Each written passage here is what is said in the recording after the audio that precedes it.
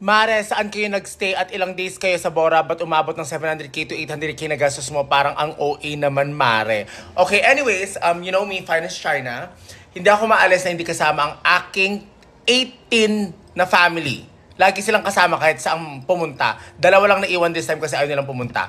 But, mamadaling ko na to. I just wanna explain. Kasi nag-post yung si Kuya na nag-interview sa akin out of nowhere sa beach. And sinabi ko naman talaga, naging honest ako. Yung sabi ko sa kanya, tinanong ko talaga siya, gusto mo talaga ako maging honest? Ito yung ginastos ko. So, sa ano na to. Anyways, nilista ko na para clear tayo. Gusto ko lang naman sabihin para makita ko rin kung magkano yung ginastos ko. Kasi talaga wala akong pakialam sa mga ginagastos ko minsan. Tsaka I'm not aware. So tignan natin talaga para mahimasmasan din ako ng ginastos ko. Okay, first of all, lahat na, sinabi ko dun sa lalaking yun, lahat ginastos ko. From tickets to food to everything. Lahat ang sinabi ko sa kanya. Kaya gumastos ako ng ganun.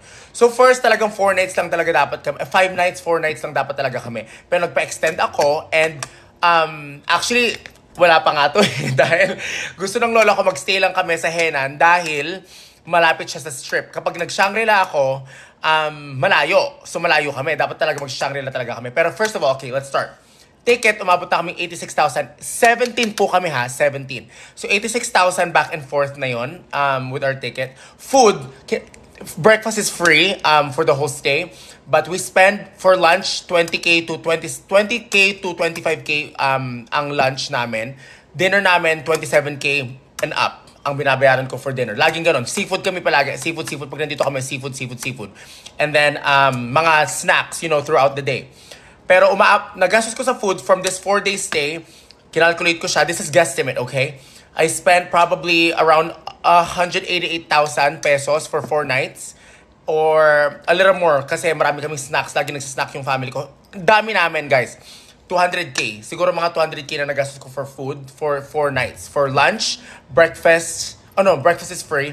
But lunch and dinner.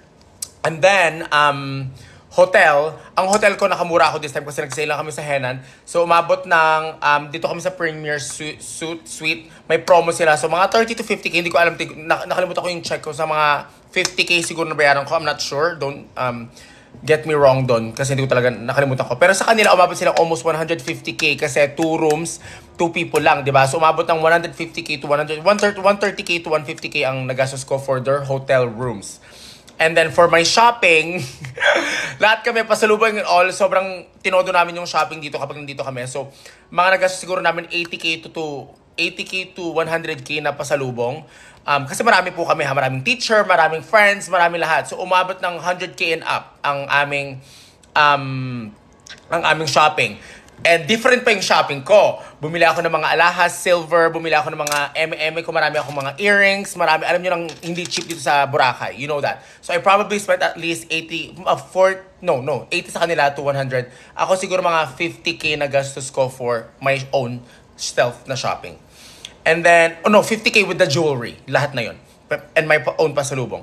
And activities, sabi mo ng 30k from the whole stay. And my hair, and lahat ng braids nila, umabot ng 12k siguro, 12 to 13k. Lahat kami na doon naka-braid na ako. Kasi sa akin, 6,700 lang, so nakamura ako.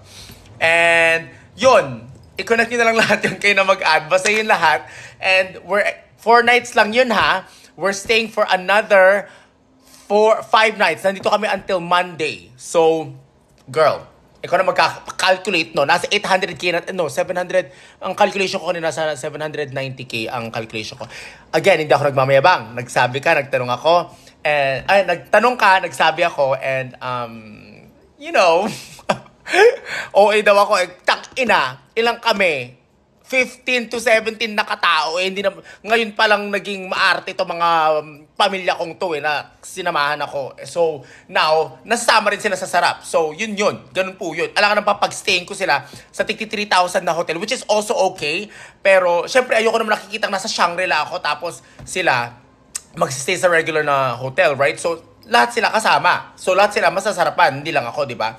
So, yun po yung point ko. And, I'm probably gonna stay in Shangri-La this extension na another 4 nights. So, yun po.